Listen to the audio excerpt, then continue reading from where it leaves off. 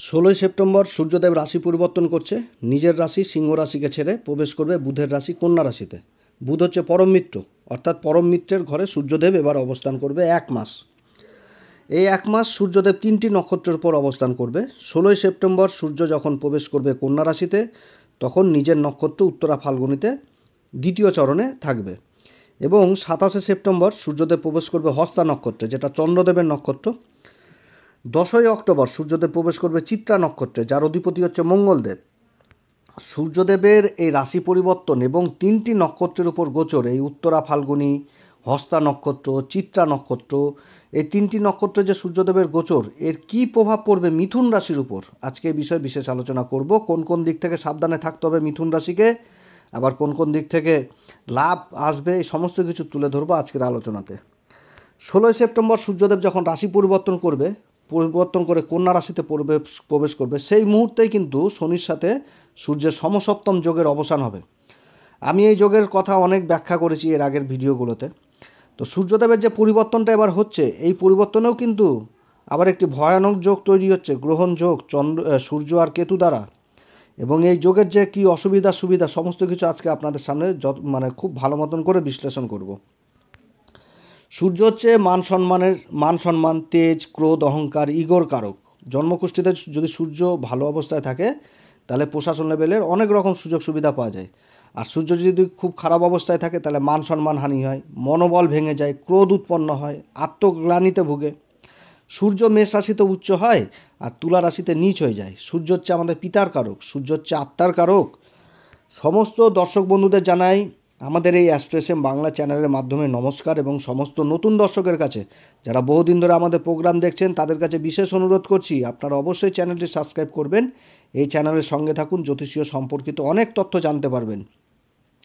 গ্রহের গোচর সম্পূর্ণভাবে নির্ভর করে জন্মকুষ্ঠির গ্রহের দশা এবং গ্রহের অবস্থানের উপর। আমরা যে ফল প্রকাশ করছি, এটা আমাদের একটা প্রচেষ্টা মাত্র, এটা সম্পূর্ণভাবেই নির্ভর করবে জন্মকুষ্ঠির উপর। এটা একটা জেনারেল প্রিডিকশন।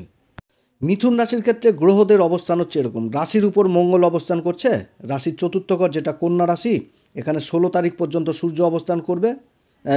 কন্যা রাশিতে 16 তারিখে সূর্যদেব প্রবেশ করবে। এর আগে সূর্য নিজের রাশিতে অবস্থান করছিল, সেটা হচ্ছে সিংহ রাশি, যেটা হচ্ছে মিথুন রাশির ক্ষেত্রে পরাক্রমের ঘর। এবং এই সিংহ রাশিতে বর্তমানে 23 তারিখ পর্যন্ত বুধ অবস্থান করছে, রাশির অধিপতি। আবার এই সূর্যদেব যে কন্যা রাশিতে প্রবেশ করছে, কন্যা রাশিতে অবস্থান করছে কেতু আবার রয়েছে চন্দ্রদেবের নক্ষত্র হস্তা নক্ষত্রে। আবার এই ঘরেই কিন্তু আবার অবস্থান করছে শুক্রদেব, 18 তারিখ পর্যন্ত নীচ অবস্থায় রয়েছে। 18 তারিখের পর আবার শুক্রদেব রাশি পরিবর্তন করে নিজের রাশি তুলা রাশিতে প্রবেশ করবে, সেটা হচ্ছে মিথুন রাশির ক্ষেত্রে পঞ্চম ঘর। এবং শুক্র হচ্ছে এই মিথুন রাশির কিন্তু কারক গ্রহ। সেপ্টেম্বরের 23 তারিখ বুধ কিন্তু এই চতুর্থ ঘরে কন্যা রাশিতে অবস্থান করবে। আর কন্যা রাশিতে যখন বুধ অবস্থান করবে, তখন কিন্তু উচ্চ অবস্থায় হয়ে যাবে, যেটা কিন্তু খুব ভালো হতে যাচ্ছে। রাশির ভাগ্যের ঘর কুম্ভ রাশি, এই ঘরে অবস্থান করছে ন্যায়ের দেবতা শনিদেব। দেবগুরু বৃহস্পতির নক্ষত্র পূর্বা ভাদ্রপদে বক্রী অবস্থায় রয়েছে। এবং কর্মের ঘর যেটা দশম ঘর মীন রাশি, এই ঘরে অবস্থান করছে রাহুদেব, শনিদেবের নক্ষত্র উত্তরা ভাদ্রপদে। এবং রাশির দ্বাদশ ঘর যেটা হচ্ছে বৃষ রাশি, এই ঘরে অবস্থান করছে দেবগুরু বৃহস্পতি, মঙ্গলদেবের নক্ষত্র মৃগশিরাতে। এবং দেবগুরু বৃহস্পতির পঞ্চম দৃষ্টি এই সূর্য কেতুর উপর থাকছে মিথুন রাশির ক্ষেত্রে, যেটা হচ্ছে চতুর্থ ঘর কন্যা রাশি। দেবগুরু বৃহস্পতির শুভ দৃষ্টি পড়ছে এই সূর্য আর কেতুর উপর, কিন্তু এই গ্রহণের কিছু না কিছু একটা খারাপ প্রভাব তো অবশ্যই থাকবে। 16 সেপ্টেম্বর সূর্যদেব প্রবেশ করবে কন্যা রাশিতে নিজের নক্ষত্র উত্তরা ফাল্গুনীতে, এবং 16 সেপ্টেম্বর থেকে 27 সেপ্টেম্বর নিজের নক্ষত্রেই থাকবে। সূর্যদেব হচ্ছে মিথুন রাশির ক্ষেত্রে পরাক্রম ঘরের অধিপতি, এবং এই পরাক্রম ঘরে আবার অবস্থান করছে রাশির অধিপতি বুধ 23 তারিখ পর্যন্ত। এই সময়কালে নিজের মায়ের পর যথেষ্ট খেয়াল রাখতে হবে সন্তানদের। মায়ের স্বাস্থ্যহানির যোগ রয়েছে, মায়ের সাথে মতবিরোধ হওয়ার সম্ভাবনা থাকছে। যারা জায়গা জমি সংক্রান্ত কাজে যুক্ত রয়েছেন, জায়গা জমি সংক্রান্ত কাজে ডিল করার আগে হাজারবার চিন্তা করবেন, কোনো রকম প্রশাসনিক ঝামেলা যেন না জড়িয়ে যান। প্রশাসনিক ঝামেলা হওয়ার সম্ভাবনা থাকছে, অতএব সাবধান, কাগজপত্র দেখেই তারপরে ডিল করবেন। কর্মক্ষেত্রে আকস্মিক পরিবর্তন হওয়ার সম্ভাবনা থাকছে। যারা সরকারি কর্মচারী তাদের ট্রান্সফারের যোগ রয়েছে, যারা বেসরকারি কর্মচারী তাদেরও কর্মসূত্রে আবার যাত্রা হবে। সূর্যদেব 27 সেপ্টেম্বর প্রবেশ করবে চন্দ্রদেবের নক্ষত্র হস্তা নক্ষত্রে। মিথুন রাশির ক্ষেত্রে চন্দ্রদেব হচ্ছে ধনসম্পত্তির ঘরের অধিপতি, এবং এই সময় এই হস্তা নক্ষত্রে আবার কেতুও থাকছে। তাদের মানে এই সময়কালে কিন্তু এই সূর্য আর কেতুর এই অবস্থানে জ্যোতির প্রভাব, যে জ্যোতিটা তৈরি হচ্ছে, জ্যোতির যথেষ্ট ভালো প্রভাব পড়বে এই রাশির উপর। এই সময়কালে নিজের সুখের জিনিসের উপর যথেষ্ট ব্যয় বৃদ্ধি পাবে। এই সময়কালে মায়ের শারীরিক অবস্থার দিকে যথেষ্ট খেয়াল রাখতে হবে। এই সময়কালে যারা নেত্রপীড়ায় ভুগছেন তাদের কিন্তু এই অসুখটা যথেষ্ট বৃদ্ধি পাবে।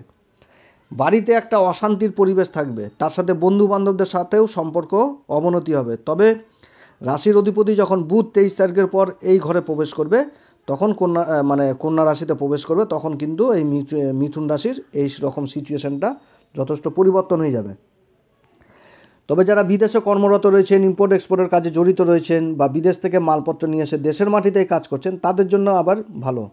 মিথুন রাশি যারা মিডিয়া সেক্টরে রয়েছেন, যারা সেলসের কাজে যুক্ত রয়েছেন, তাদের জন্য এই জ্যোতি যথেষ্ট সহায়ক হবে। তবে এই নক্ষত্রে গোচর করাকালীন জমি জায়গার ব্যাপারে সাবধানে করতে হবে, কোনো রকম প্রশাসনিক ঝামেলায় নিজেকে জড়ানো যাবে না। এরপরে অক্টোবরের 9 তারিখ সূর্যদেব প্রবেশ করবে মঙ্গলদেবের নক্ষত্র চিত্রা নক্ষত্রে, আর মঙ্গলদেব রাশির উপর অবস্থান করছে মিথুন রাশির। মিথুন রাশির ক্ষেত্রে মঙ্গল হচ্ছে ষষ্ঠ ঘরের অধিপতি এবং একাদশ ঘরের অধিপতি। ষষ্ঠ ঘরটা কি? ষষ্ঠ ঘরটা হচ্ছে রোগ, রিপু, ঋণের ঘর।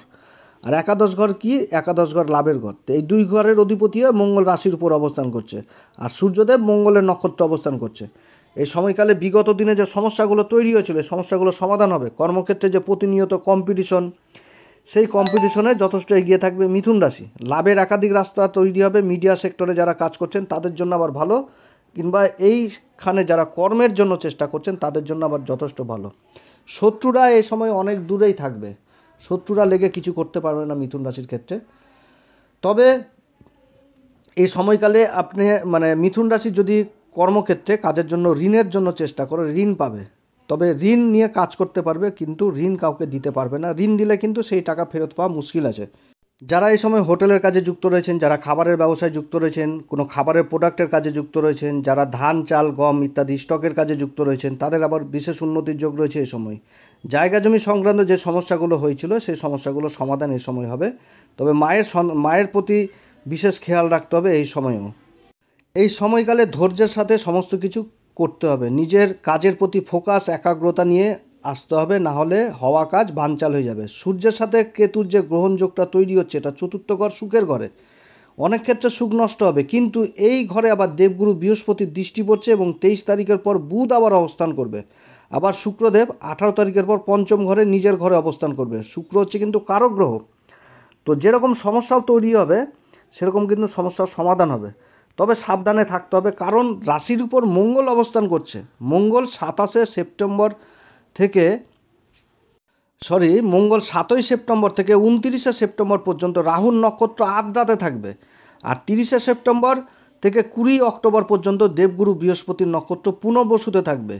পুনর্বসু নক্ষত্রের জ্যোতিষশাস্ত্র মতে চিহ্ন হচ্ছে ধনুষ্বাণ, অর্থাৎ লক্ষ্যভেদ, যার জন্য একটা একাগ্রতা মনের মধ্যে নিয়ে আসতে হবে। একাগ্রতা ছাড়া তো লক্ষ্যভেদ করা যায় না কর্মক্ষেত্রে, যার জন্য একাগ্রতা নিয়ে আসতে হবে কর্মক্ষেত্রে। আবার এই সময় সূর্য 27 সেপ্টেম্বর থেকে অক্টোবরের 9 তারিখ পর্যন্ত চন্দ্রদেবের নক্ষত্রে থাকছে। আবার কেতুও চন্দ্রদেবের নক্ষত্রে থাকছে। আর 9 তারিখের পর থেকে সূর্যদেব অবস্থান করবে চিত্রা নক্ষত্রে, মঙ্গলদেবের নক্ষত্র। যার জন্য আমি বারবার একটা কথা বলছি, যে ধৈর্য ধরে নিজের কাজের প্রতি একাগ্রতা নিয়েই কাজ করতে হবে। সূর্যের সাথে গ্রহণযোগ তৈরি হয়েছে, কিন্তু পরবর্তীতে যে গ্রহের অবস্থান, শুক্রের অবস্থান যথেষ্ট ভালো হতে যাচ্ছে, বুধের অবস্থান যথেষ্ট ভালো হতে যাচ্ছে, শনির অবস্থান ভালো রয়েছে বর্তমানে, ভাগ্যের ঘরে বক্রী অবস্থায় রয়েছে, রাহু কর্মের ঘরে অবস্থান করছে, তাও শনির নক্ষত্রে।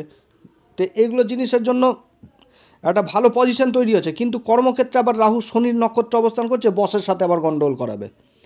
কিন্তু শুক্রদেব যেহেতু পঞ্চম ঘরের অধিপতি, পঞ্চম ঘরে অবস্থান করছে, বুধ উচ্চ ঘরে অবস্থান করছে, তো এগুলোর আবার সমাধানও হবে। যার জন্যই কর্মক্ষেত্রে একাগ্রতা অবশ্যই নিয়ে আসতে হবে, এবং ধৈর্যের সাথে কোনো কাজ করতে হবে। বাকবিতণ্ডায় কোনোভাবে কারোর সাথে জড়িত হওয়া যাবে না এই সময়কালে মাথা গরম করা যাবে না চট করে, ঠান্ডা মাথায় যে কোনো কাজ করতে হবে। মিথুন রাশি এই সময় কোন উপাচার করবে? মিথুন রাশি এই সময় একটাই কথা বলবো, সেটা হচ্ছে হনুমান চল্লিশা প্রত্যেক দিন পাঠ করবেন। হনুমান চল্লিশা পাঠ করলে এই মঙ্গল আর এই যে কেতু আর সূর্যের যে গ্রহণযোগ পড়েছে, এর কুপ্রভাব থেকে যথেষ্ট দূরে থাকবেন। প্রত্যেকদিন হনুমান চল্লিশা পাঠ করবেন। হনুমান চল্লিশা পাঠ করার আগে শ্রীরাম সীতার প্রণাম মন্ত্র অবশ্যই করবেন। অতএব প্রিয় দর্শক বন্ধুরা, মিথুন রাশির সম্বন্ধে আজকে অনেক কথা আলোচনা করলাম। আপনারা সবাই ভালো থাকেন। যদি আমার এই পরামর্শ সত্যিই কার্যকরী মনে হয় তাহলে আমাদের এই অ্যাস্ট্রো এসএম বাংলা চ্যানেলটিকে অবশ্যই সাবস্ক্রাইব করবেন।